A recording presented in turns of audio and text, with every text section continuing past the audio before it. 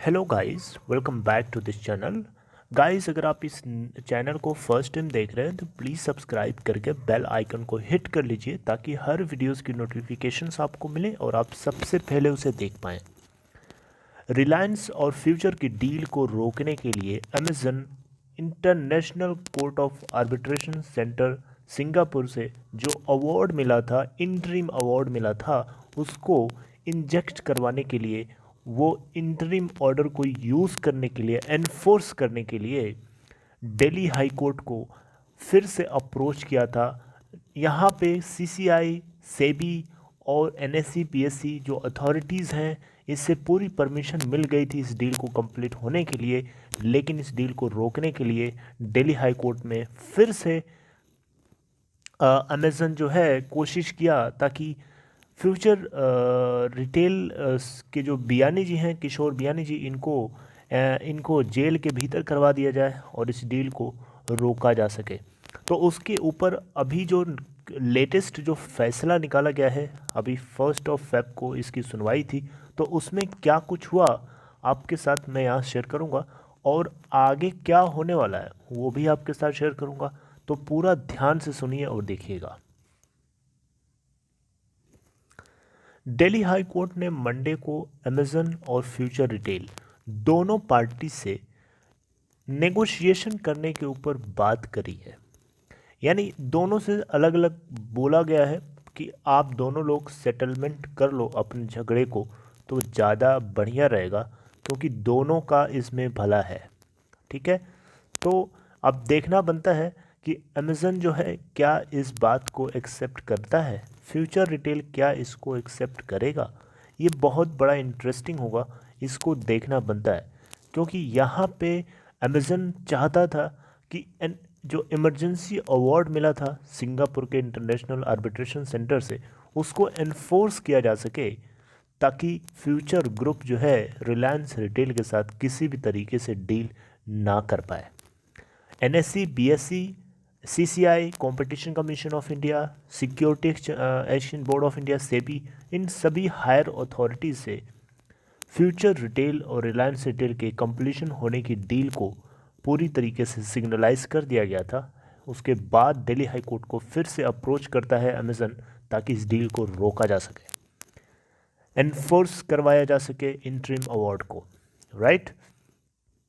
तो अगर नेगोशिएशन होता है, दिल्ली हाई कोर्ट ने साफ साफ बोला कि अगर नेगोशिएशन होता है या सेटलमेंट होता है, उस केस में नो फर्दर मूवमेंट होना चाहिए। नो फर्दर मूवमेंट मतलब नो फर्दर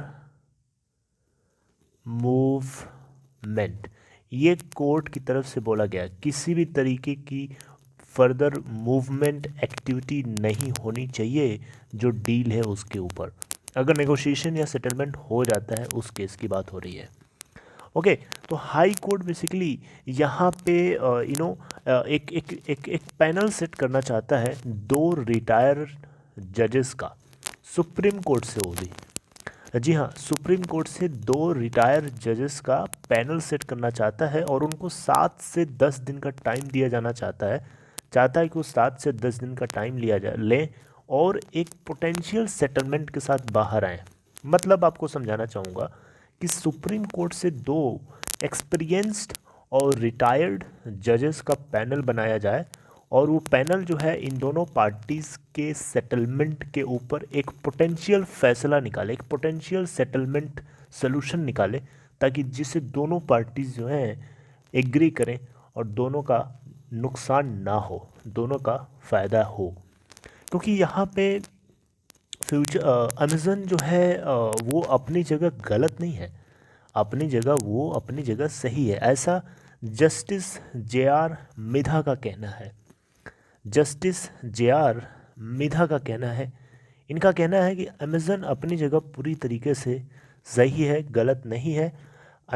फ्यूचर रिटेल ने अमेज़न से पैसे लिए हैं, राइट, मनी लिए हैं, तो उसकी जिम्मेदारी बनती है कि वो उसकी भी केयर करे।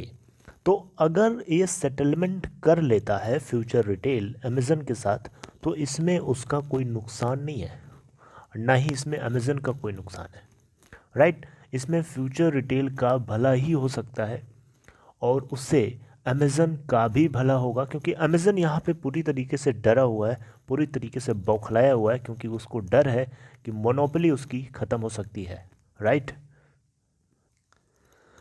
तो अब आगे अगर देखें तो ये जो आर्गुमेंट्स हैं, मतलब रिलायंस रिटेल और फ्यूचर रिटेल की डील को ब्लॉक करने के लिए जो कोशिश करी जा रही है अमेज़न के ज़रिए, वो दिल्ली हाई कोर्ट में, इसके ऊपर जो है अभी आर्गुमेंट्स और मतलब हो सकते हैं आज यानी ट्यूसडे के दिन, पूरे चांसेस है कि हों, लेकिन ये पूरी तरीके से डिपेंडेंट है किसके ऊपर, कि ये दोनों पार्टीज़ क्या नेगोशिएशन के लिए तैयार हैं, क्या फ्यूचर रिटेल तैयार होगा, क्या अमेज़न तैयार होगा, इन दोनों पार्टीज़ के ऊपर डिपेंड है। अगर ये दोनों नेगोशिएशन के लिए रेडी हो जाती हैं तो आप मान के चलो कि ये डिस्कशन या आर्गूमेंट्स क्यों होगा, नहीं होगा, राइट। सेटलमेंट ख़त्म, सेटलमेंट हो गया।